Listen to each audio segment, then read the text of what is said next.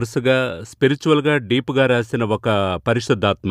మరి చదివేటప్పుడు ఆ లెవెల్‌లోనే ఉండాలా?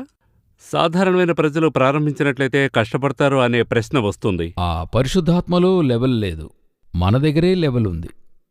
ఇంట్లో భర్త కానివ్వండి, భార్య కానివ్వండి, పిల్లలే కానివ్వండి, వారెక్కడున్నప్పటికీ కూడా వారికి వినబడే రీతిలో ఒక డిస్టెన్స్ నుంచి చెప్తేనే కదా వారికి అర్థమవుతుంది. వారు ఒకవేళ కిచెన్లో ఉండి మీరు రోడ్లోంచి మాట్లాడితే ఆ తర్వాత నేను పిలుస్తూ ఉన్నా నువ్వు రాలేదే అంటే నాకు వినపడలేదే అంటారు వారు. ఒక సరైన డిస్టెన్స్ నుండి చెప్తేనే వారికి వినబడుతుంది. అదేవిధంగా ఎంత డిస్టెన్స్ దగ్గరికెళ్తామో అప్పుడే మనకి అర్థమవుతుంది.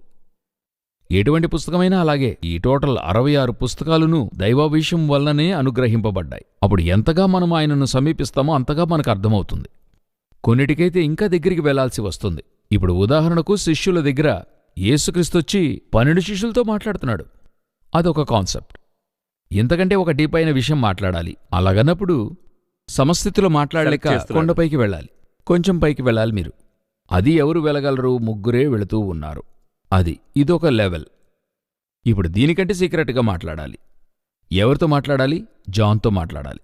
ఇప్పుడు కొండపైకి వెళ్ళి మాట్లాడే ఒక కార్యం ఉంది, ఇంకోటి చెరలో ఉండి మాట్లాడే విషయం ఉంది. మీరక్కడికెళ్తేనే మీకు ఆ సీక్రెట్ దొరుకుతుంది. So there is a place for each and everything. ప్రాఫెసీలో వచ్చి ప్లేస్ ఇస్ వెరీ ఇంపార్టెంట్. మీరెక్కడ చూసినా ఆత్మ వలన అరణ్యమునకు కొనిపోబడెను, ఆత్మ వలన భూమికి ఆకాశమునకు మధ్య కొనిపోయెను, ఆత్మవశుడనై ఉండగా ఎముకలతో నిండి ఉన్న ఒక లోయలో నన్ను దింపెను.